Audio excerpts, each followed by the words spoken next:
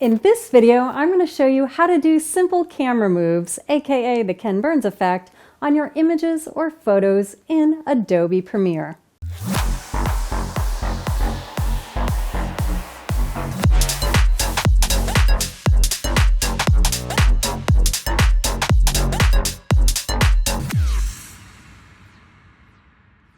Hi and welcome back to DIY Film with Merle Becker, the channel where I help you make better videos. All right, let's dive in. So you have a photo or still image and you want to do a move on it, aka the Ken Burns effect. Ken Burns, of course, being a director who uses this camera move on his stills all the time. So here's how you do it step by step. In Premiere, these moves are done by setting keyframes, so that's what we're going to do.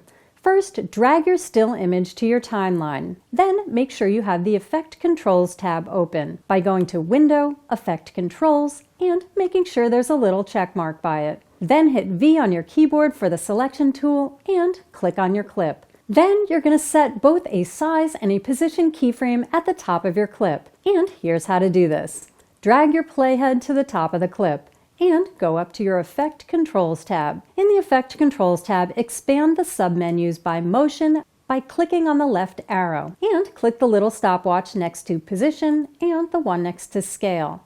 After you do that, you'll see two keyframes appear to the right. If you don't see them, you might need to pull the Effect Controls tab out of your tab group and stretch it to the right, like so. Also, just FYI, once you have keyframes set, you can select and drag them earlier or later to start your move earlier or later. Next, you want to adjust the values according to the size and position you want your photo to start at. You can do this by hovering over the scale or position numbers until your cursor turns to a little hand. Then drag left or right and watch your Program tab to see where you want to stop.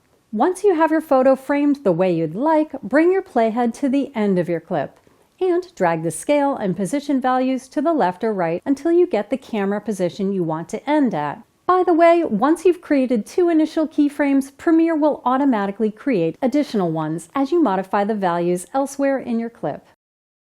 Once you have your last pair of keyframes set, play your timeline down by hitting spacebar to see what you have, and adjust the keyframes if necessary. Just a tip, if you're adding dissolves to the beginning or end of your clip, you're going to want to stretch your clip longer than you're going to see it so that the move continues through the dissolve. To do this, slide your clip up to the track above it, it'll create one automatically if you don't have one, and move the keyframes past where your clip will be ending, like so. Then shorten it again and slide it back down into your timeline and put the dissolve on it. And now your move will continue to happen through your dissolve. So repeat this process for every clip in your timeline. And voila, Ken Burns, eat your heart out. All right, leave a comment below with your favorite Ken Burns film if you have one. I have several, but the Dust Bowl comes to mind at the moment. And as always, if you found any of this to be helpful, please give the video a thumbs up, subscribe, and hit the bell so you know when the next one is posted. And I will catch you next time.